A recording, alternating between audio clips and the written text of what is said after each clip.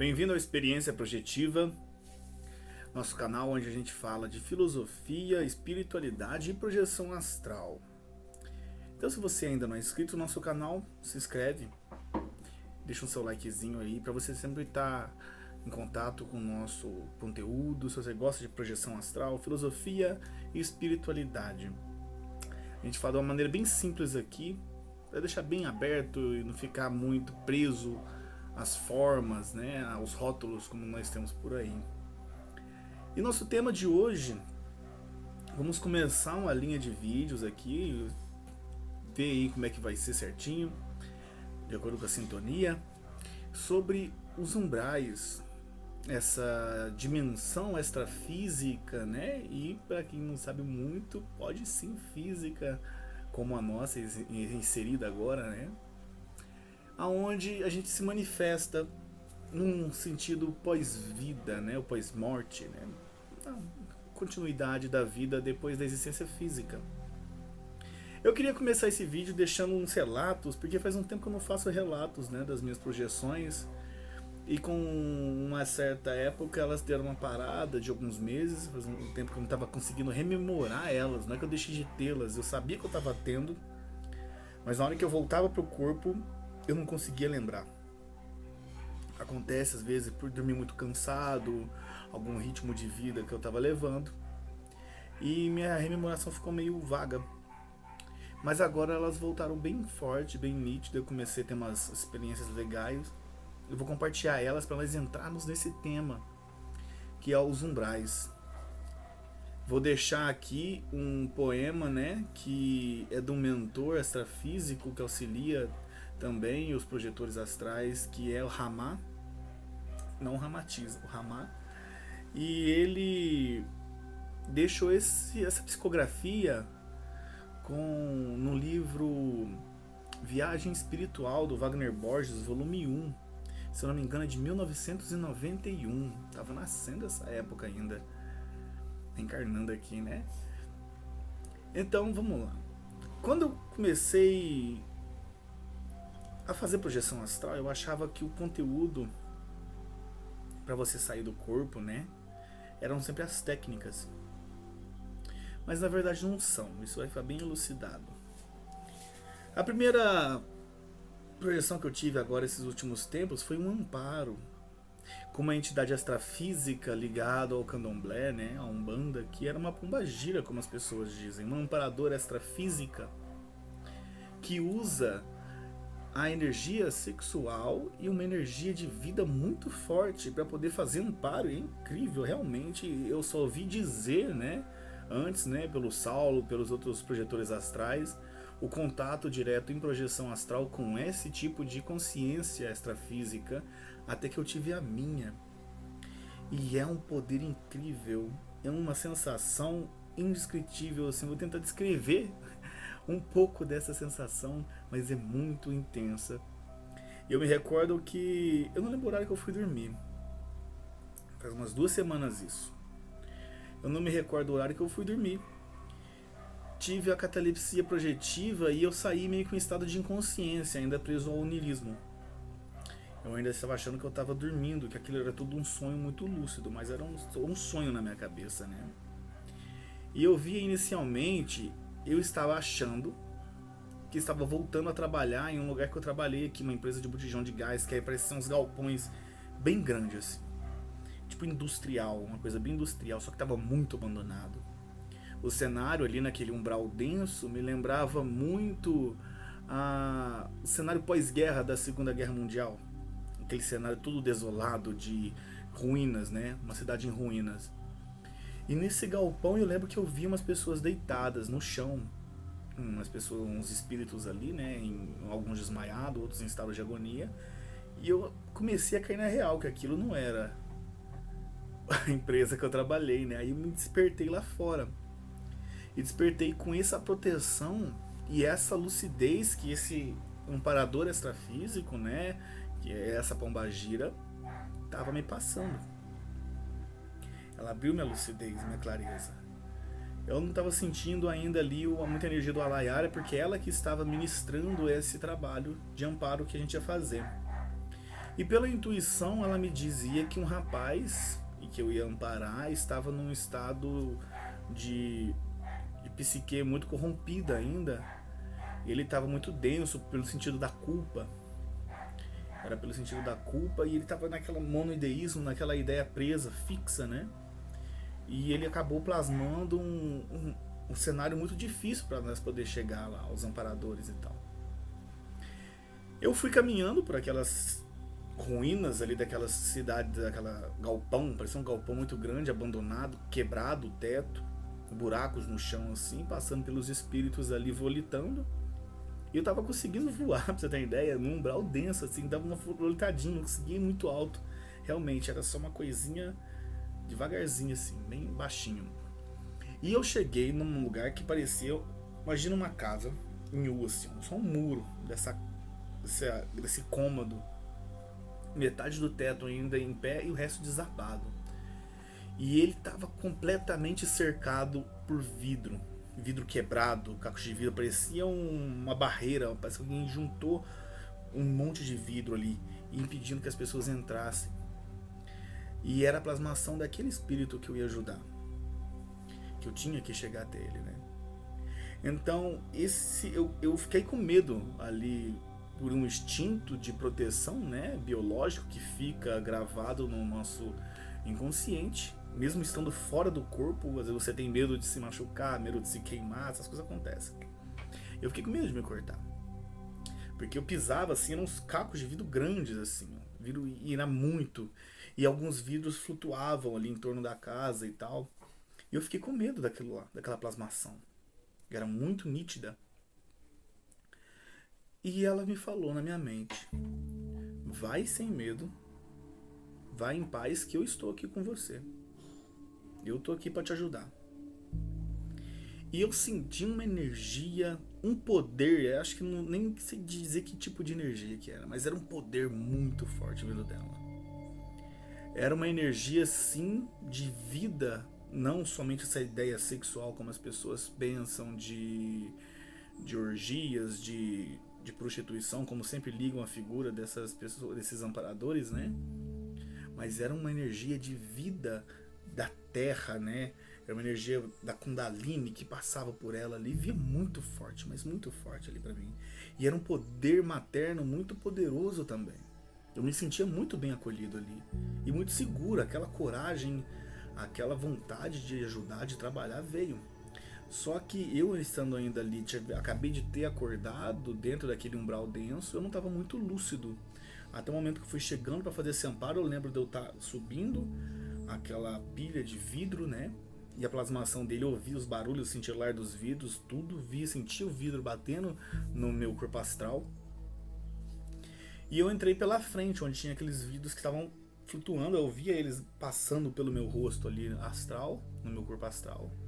E não me machucava. Dali eu não tinha muita memória. Eu sei que eu apaguei por algum tempo e eu não sei o que aconteceu, mas pela intuição que ela me passou logo em seguida, no segundo momento em que eu vejo ela nessa projeção, ela conseguiu acessar o rapaz. Ela só precisava talvez de eu ter quebrado aquela plasmação, né, com a energia que eu tinha ali. E eu lembro que nós estávamos voando baixo ali, saindo daquele lugar denso, saindo sim, parecia que estávamos fugindo de alguma coisa que ficou ali para sair daquela dimensão, para não perder talvez a projeção. Ela queria me tirar dali logo, para eu não ficar preso e perder a rememoração, né? E foi eu voando, não via ela, não tinha visto ela ainda. Volitando ali, em pé, rápido. Quando eu olhei pro meu lado esquerdo, eu via ela. É uma figura incrível de se ver. Parecia como se fosse aquelas ciganas, né? De antigamente. Só que ela tava toda de vermelho. Um vestido rodado, lindão, bonitão, vermelhão. Um corpete. Nada de aquela coisa obscena com que as pessoas sempre descrevem. Uma coisa muito até comportada. Mas muito poderoso a visão dela. Ela tinha os olhos inteiros negros, né? Pelo menos é o que eu via dela ali, ou talvez era a forma com que ela se manifesta nos umbrais, né? Para poder ter essa visão de respeito ali dentro. Que nos umbrais as pessoas entendem o medo. Então lá vinha aquela figura poderosíssima, aquela mulher de cabelo preto, ondulado, voando. Ela me olhava e acenava com a cabeça para eu continuar. E ela ia me seguindo, não saía de perto de mim. Ela volitava muito rápido, muito rápido. Era um poder incrível que eu sentia ali. E quando eu cheguei no final de um corredorzão que nós estávamos volitando, tinha uns mentores ali e o Alayara estava lá. Tava ele mais alguns amparadores que estavam fazendo um trabalho. Parecia que tinha uma base ali naquela dimensão densa do umbral. Coisa que eu nunca tinha visto. Eu sempre achava que talvez elas ficassem sempre ali da segunda dimensão para cima, numa coisa mais assim. Mas ali tava, uma basezinha de apoio deles ali, ou era a caravana que estava estacionada, eu não sei dizer. Mas aí eu conversei um pouco com um mentor que estava ali, e depois eu despertei já no corpo, com a Layara me ajudando a rememorizar, a rememorar, a trazer de volta as memórias do corpo astral, devagarzinho, que essas coisas exigem tempo. Essa foi interessantíssima, porque eu nunca tinha sentido realmente, né? Comecei até agora alguns contatos com esses seres, né? Essas consciências ligadas, que alguns associam muito ao candomblé, a umbanda, mas eles trabalham em todas as outras formas de dogmas, queiram as pessoas ou não. Existe preto velho aí dentro de cunhos cristãos e todas as outras coisas que você imaginar, no centro budista. Então a forma é nossa. Então para quem acha aí que somente quem trabalha com banda e candomblé que tem apoio de entidades assim, de consciências assim, como Preto Velho, Caboclo, Exus, Pombagira, tá muito enganado. Queira você organizar a forma com que a sua religião vai acontecer extrafisicamente nos planos astrais, é uma coisa que não te cabe muito. Então é necessário que a gente abra a consciência um pouco para entender o que são, né? E quebrar esse preconceito que vem carregado do nosso país, né? O país mais católico do mundo também, não é muito de se esperar que venhamos com uma mente tão aberta assim. A segunda projeção minha, ela aconteceu em vários tópicos. Foi que foi quarta-feira, foi ontem, antes de ontem, quarta-feira, sei lá, quarta-feira agora. Foi feriado de finados. Aí foi na terça-feira, quarta-feira, depois do feriado de finados agora. Eu fui trabalhar e minha sintonia deu uma voltada, cara. Comecei a enxergar tudo meio que numa sensação de meditação. Eu lembro que eu estava sentado lá na empresa, era de manhãzinha, e eu não conseguia nem falar muito. Tava só prestando atenção mesmo, minha consciência tava vendo tudo muito tranquilo, muito lento, muito sossegado, né? Vendo tudo, sentia o ar, os passarinhos, tava uma coisa fofinha, sabe? E nem quis gastar em falar muito não, porque eu sabia que se eu falasse eu ia entrar em assunto e ia perder aquela sintonia toda. Fui tentando sustentá-la até o final do meu dia. Cheguei em casa, me deu um sono. Me deu muito sono quando eu cheguei em casa. Aí eu já sei como é que funciona mais ou menos quando tem projeção aí já na linha, né?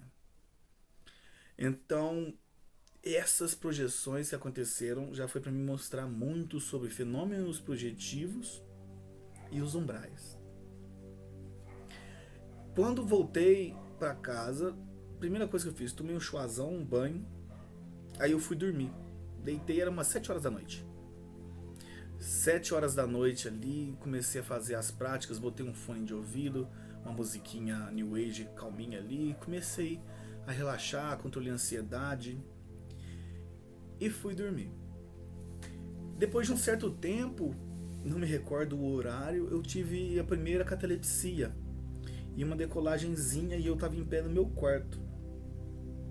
Eu tenho costume muito de sair no meu quarto, eu tenho que cuidar um pouco dessa parte para poder já mentalizar e estar em outro lugar, né? Para poder já me projetar já saindo para aquele lugar específico. Mas eu tenho um costume já de, a maioria das vezes eu saio aqui de casa, daqui de casa eu vou para outro lugar. Quando algum mentor tá, senão eu fico só dando um rolê por aqui mesmo. Aí eu saí e eu tava no quarto escuro, umbral, óbvio. Minha mãe deixou cair um potezinho, eu não sei o que era. Na hora que eu tava saindo daqui, eu não vi ela, mas da minha frente, onde que eu tava projetado, caiu um pote, parece, de plástico. e o garfo estava dentro, e aquilo despertou um susto no corpo físico e o cordão de prata tracionou. Quando eu voltei, eu tive aquela sensação de falsa queda, de ser puxado pro corpo, aquela coisa que te acorda com o coração arrebentando lá, né? Voltei pro corpo. Saí novamente. Dessa vez eu fui pro quintal e percebi que era o mesmo umbral. Eu tive 3 decolagens essa noite. Acontece assim, eu acabei de chegar, a catalepsia ela começa a te puxar de novo, você não dá aquela despertada completa, né? Saí pro quintal de casa, não vi nenhum espírito ali, e assim que eu comecei a tentar volitar naquele umbral, gastei muita energia, voltei pro corpo novamente. Só que ali, na hora que eu cheguei, eu não sei se foi trabalho do Alayara, com certeza deve que foi, dos mentores que estavam ali comigo, eu comecei a sentir todos os meus chakras muito despertos. Muito desperto. E aí eu fui perceber uma coisa que o Saulo sempre fala sobre o chakra esplênico, que é uma coisa que a gente pode até fazer um vídeo sobre isso. Eu senti todos os meus chakras muito nessa, eu via muito desperto, né? Eu sentia a energia pulsar e movimentar por meu corpo, a troca energética com o ambiente, a leitura do meu chakra frontal no ambiente estava muito grande, eu estava sentindo tudo. Eu sentia todos os pontos onde que se define chakras, e eu sentia esse chakra esplênico ativar muito claro, muito forte, era como se fosse um choque que não dói, uma vibração energética, magnética. E uma coisa que o Saulo sempre fala, se você sente o chakra esplênico, ele é muito difícil você abrir por vontade própria, se abre por vontade própria. Quando você o sente abrir, é projeção certa. E eu senti, eu fiquei prestando atenção naquilo, deitado ali já em catalepsia, e eu via minha aura expandir e via meus chakras em cores, né? Não era igual fica nos livrinhos ali, tudo de uma corzinha específica, eles são bem multicor até, dependendo do chakra que seja, mas eu via o verde aqui no peito assim, com um tom maior, a aura tomando o seu azul interno aqui e o amarelo fora, muito bonito até. E eu saí, tive uma projeção, e pela primeira vez eu falo que é a minha primeira projeção que eu consigo atravessar uma parede. Essa eu consegui, atravessei a janela fechada, eu atravessei e senti sim o momento em que ela estava passando magnética, tipo como se fosse uma energia passando pelo meu corpo. E no momento em que passou pelos meus para-olhos, eu não conseguia enxergar. Talvez é por causa que eu estava com o olho aberto, né, fora do corpo, assim, tentando ver como é que seria isso. E eu saí. Passei por ela e fui voando na direção da mata, que eu fiquei mentalizando, gente, toda hora eu saio aqui dentro de casa, eu vou querer sair agora para uma mata, que tem uma floresta aqui do lado de casa, né? Só que eu fui logo num lugar onde dá muito pessoa que usa droga, então já não tinha umas pessoas muito, vamos dizer assim, um espírito muito receptivo lá naquele lugar. Então eu vou litando aqui por cima da casa, por aquela janela ali, minha quarta nem bagunçada, vocês vão ver, aquela janela lá, dá direto pra floresta. E tinha uns espíritos ali embaixo. E eles me viram voando ali e tal, e eu comecei a perder a consciência. Porque essa mania minha de querer voar em tudo quanto é parte. Tem que aprender isso ainda. E eles meio que tentavam pegar meu cordão de prata, que eles viram que eu fiquei com esse medo. Então lá fora não tem como você mentir de muita coisa. Eu fiquei com esse medo, né? Tô voando aqui, olha as ideias, a neura que me foi colocado. Ou que talvez eu pensei, eles viram, né? E estimularam isso em mim. Se eu tô voando, alguém puxa meu cordão de prata, eu vou cair aqui de cima. Só que isso não acontece não, viu? Você pode ficar tranquilo. E eu lá voando, com medo deles pegarem meu cordão de prata, eu fui ficando irritado com aquele negócio, todo mundo lá, passava assim, um pulava, né? Um fingia que era um morador ali do bairro ali, me cumprimentava, eu olhava pra ele assim, voando. Aí eu falei, cara, se você puxar o meu cordão de prata, eu vou dar um EV na tua cabeça, você vai ver onde você vai parar. Aí perdi. Comecei a entrar num estado de raiva. Consegui dar uma controladinha até que eu cheguei na floresta, né? E eu vi uns espíritos correndo ali pra dentro do mato, pra dentro da floresta. E eu fui nos galhos, cara, lá em cima da floresta. E era realmente uns galhos mais densificados de floresta. Era uma floresta Olha, a escuridão que tava. Você lembra daquele filme do André Luiz, do Nosso Lar, quando eles estão no umbral? Um pouquinho mais escuro que aquilo. Mesmo com os chakras despertos, eu conseguindo enxergar. Talvez por causa do tentado nesse estado de psique ligado à defesa e à raiva de estar sendo atacado fora do corpo, eles tenham apagado. Mas eu estava antes, quando eu estava decolando, eu via a floresta muito iluminada. Muito iluminada sim pela energia dela, não era luz da lua, porque ali era um umbral. Não era nada disso, era a energia da própria natureza, né? Dos próprios elementais ali, de tudo que tem nela. E quando eu cheguei, o chakra da minha mão lá no corpo físico, cheguei nessa árvore, o chakra da minha mão direita ou esquerda, não lembro agora, começou a formigar muito. E eu comecei a plasmar fora do corpo, imaginando que eu tinha colocado a mão em algum inseto fora do corpo, e eu sentia que fazia assim, e via pra cá, e vinha pra cá, um inseto passando, e eu tentava fora do corpo tentar amenizar aquele formigamento, só que era no corpo físico. Aí eu fui, nossa, no corpo físico, foi a conta de eu pensar no corpo físico, voltei pra ele. E o Alayara me falou na minha mente, não dorme de novo, não tenta sair agora não, tenta lembrar, lembra. E começou a falar isso na minha cabeça até que dei uma acordadinha e fiquei ali meio que sentado na cama, meio deitado ainda nos travesseiros e rememorizando essa experiência. Uma das grandes coisas que eu percebi durante esse processo é que os fenômenos projetivos, eles acontecem sim de uma maneira muito didática, como alguns projetores ali sempre descrevem. Não estou puxando sarda de projetor astral, mas é que dentro da linha de fenomenologia de projeção astral, sensações de falsa queda, tracionamento do cordão de prata, estado vibracional, balão Neyman, a expansão da aura, são muito bem descritos ali. Então, Halu Gamache escreve muito bem. O Wagner, então, nem se fala. O Wagner é um professorzão na descrição no ensinamento disso. E são coisas que eu estou experimentando sem estar apego a eles também, que eu quero realmente ver a verdade nesse ponto, né?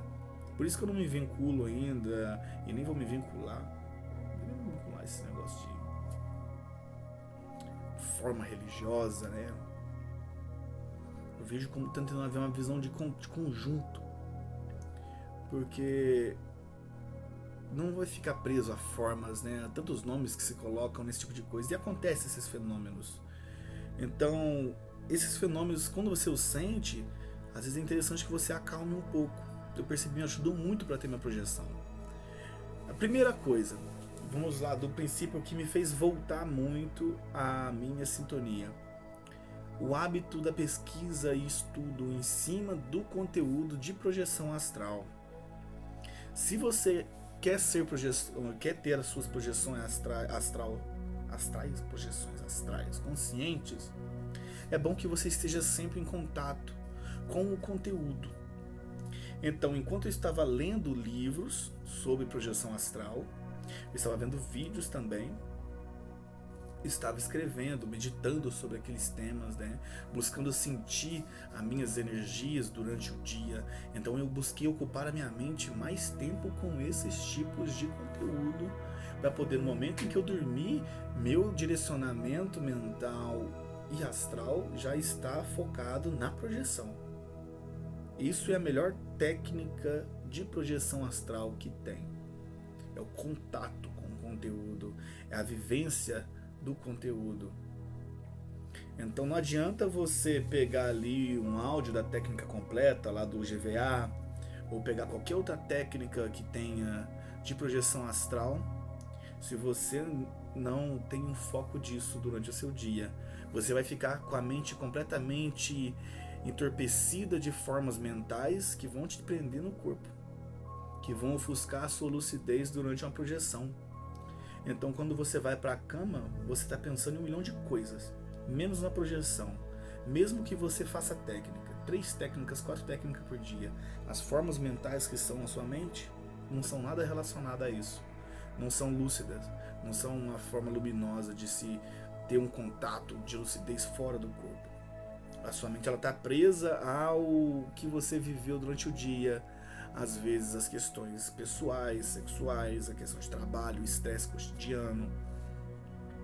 Então é muito importante, se você quer abrir a consciência, quer abrir a lucidez na projeção astral, que tenha sim esse alimento cotidiano, esse contato diário com o conteúdo de projeção astral. De uma maneira muito aberta, de uma mente muito aberta, de uma maneira completamente lúcida, um estudo lúcido do que você está vendo. Então ninguém é dono da verdade. As pessoas falam da mesma coisa em línguas diferentes, em linguagens diferentes, porque cada um tem o seu modo de adaptar, não é? Cada um tem o seu modo de enxergar aquilo, né? A Lu chama de corpo elétrico, o corpo astral, o corpo energético, o tipo de corpo energético, duplo etérico. Então são vários nomes, vários modos. Não fique apegado aos modos, mas à prática em si, ao conteúdo em si, ao modo com que você vive isso. Então é bom que você busque seu equilíbrio para poder você ter as suas projeções. E você vai sentir esses fenômenos projetivos, que é muito interessante, que o Alai quis me mostrar sim que é possível. Eu senti, né, muito claro, cara, eu não tinha esse costume todo. Eu tô falando pra você que isso tá acontecendo comigo pouco, eu sou um cara bem iniciante na questão de projeção astral. Então você sentiu seus chakras muito bem despertos durante uma projeção, um EV, uma catalepsia projetiva, da onde você ficou calmo, onde você sentiu a decolagem, você decidiu realmente ir para algum lugar e você não foi somente o onirismo seu ali. Isso é muito interessante. É muito valioso uma experiência fora do corpo. Até para quem busca qualquer tipo de conhecimento, quando você sai do corpo e você volta pro corpo, meu amigo, você não é o mesmo. Então, para nós terminarmos esse vídeo, vamos deixar ele mais curto, vou ler o poema Psicografia pelo Espírito de Ramá, e fala sobre os umbrais, que o próximo vídeo nosso vai ser sobre isso, sobre as atitudes que nos levam aos umbrais, né? O que são os umbrais, né? Essa dimensão, porque toda hora eu tô falando dela, que eu saio do corpo, eu caio nela, óbvio.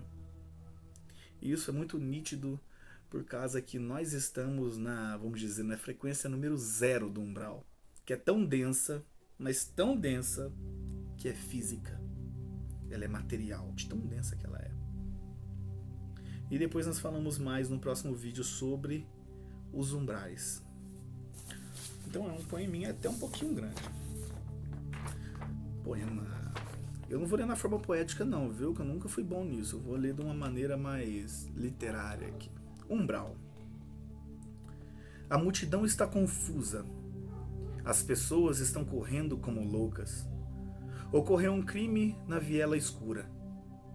Ela era uma moça tão linda e eu não a reconheci. Oh, baby, onde você está? Flutuando em dimensões estagnadas pela dor, você está à espera de um julgamento. Oh, Deus, como será longa essa espera? Carrascos medievais carregando as ossadas humanas. Maltas de humanos esfarrapados estão rastejando pelo lodo. Sórdidas criaturas se locupletam, relembrando velhas pilhagens. O céu é escuro e as árvores ressequidas. Ó Deus, que lugar nefasto é esse? A violência púrpura está no ar. Os pássaros negros revolvem o lodo buscando carniça pútrida. O caminho é estreito e eu não sei por onde passar. Ouço gritos alucinantes. Duendes malvados se divertem arrancando olhos das pobres vítimas. Uma atmosfera maligna me deixa opresso e angustiado. Como sair daqui? Aonde está ela? Alcoólatras enlouquecidos pelo vício exalam hálito fétido da própria desventura. Viciados queimam de desejo. Vejo-os agora. O inferno dos vícios devora-os sem trégua. Seus olhos são vermelhos esbugalhados pela dor. O ácido corroeu até as suas almas. Suicidas correm de um lado para o outro, tentando morrer sem conseguir. A autoculpa está devorando as suas entranhas. Alguns regurgitam excrementos pela boca, outros jorram pus pelos olhos. Por onde se arrastam, deixam plasmados formas mentais de túmulos e esqueletos enegrecidos. Alguns deles chafundam numa gosma sangrenta, parasitas bolonhentos estão sugando a sua força vital. O cheiro de podridão é insuportável. Uma corja negra passa, fazendo profecias lúgubres. Um duende joga um sapo inchado no meu rosto e gargalha histericamente, sumindo na escuridão. O chão está cheio de excrementos e ratos famintos. Como vou te encontrar nesse antro sórdido? Por onde passo, vejo pessoas desesperadas. A dor e desgraça moram aqui. É um ninho de terror, refletido na animalidade humana. Dessa vez, quando ouço um estalar de um látego, após ouço um berro do flagelador incitando alguém a falar. O torturado, enfim, confessa. Ouço a narrativa do crime e tremo só de imaginar os detalhes da chacina. A tortura recomeça e eu me afasto sem coragem de continuar ouvindo. Escuridão, gritos, carrascos e terror o tempo inteiro. Que lugar é esse? Será Geena tão falada? Estarei eu no Hades dos gregos? Onde está Deus que não vê tal flagelo? Será esse burgo negro tão hediondo que Deus se nega a visitá-lo? Ou esse fétido subúrbio é tão escuro que Deus não consegue enxergar esses pobres coitados? Uma tempestade começa a se formar. Raios entrecortam o triste céu públeo. Públeo? Nunca ouvi essa palavra. Plúmbio. O céu plúmbio de chumbo. Meus sentimentos estão confusos. Começo a chorar. Não sei se de medo, raiva ou desespero de ver tanto sofrimento. O rimbombar de uma forte trovoada me faz correr como um alucinado. Meus nervos estão dilacerados pela dor. Sinto que nessas trevas estou pisoteando gente que não enxergo, mas não consigo parar de correr. Estou apavorado, confinado na dimensão negra, perdido no meu próprio medo. Estou enlouquecido nessa egrégora sombria. Repentinamente, uma luz me envolve e me sinto acalmar. Uma onda de calor me devolve a vitalidade e a consciência normal. Sinto-me renascer. Entrego-me àquela luz benfeitora, como um filho apavorado se joga no colo da mãe em busca de proteção. Sou então envolvido por uma sonolência apaziguadora. Boiando nessa providencial hipnagogia, sinto-me transportado para algum lugar. Mãos iluminadas me conduzem para fora daquele perímetro satânico. Sutil, sou depositado numa cama macia e cheirosa. Adormeço profundamente e perco a noção de mim mesmo. Uma saudável inconsciência que me faz esquecer os terrores daquele umbral dantesco. Sou feliz, pois posso dormir e esquecer por algum tempo, ancorado pela minha inconsciência. Aqueles pobres infelizes não conseguem dormir nem um segundo. Começo a sonhar. No meu sonho, um ser luminoso me diz que Deus não abandona nenhum de seus filhos. Que mesmo naquelas trevas espirituais, a luz do bem está presente. Que cada um colhe o que planta. Que as pedras se bate e o limo nelas que estava agarrado se desgruda. Que um corpo espiritual denso necessita queimar a densidade em meio a um ambiente astralino agressivo. Que o semelhante atrai o semelhante. Que o mal atrai o mal. e não se sabe quem é a vítima e o carrasco, já que todos ali são prisioneiros de culpas horríveis. Que por trás de todo aquele sofrimento, cada alma está ganhando experiência, aprendendo na própria pele que não se deve fazer aos outros aquilo que não quer que seja feito consigo mesmo. Aquelas criaturas estiveram em um meio ambiente luminoso, se aquelas criaturas estivessem em um meio ambiente luminoso, estariam cometendo as mesmas atrocidades de outrora.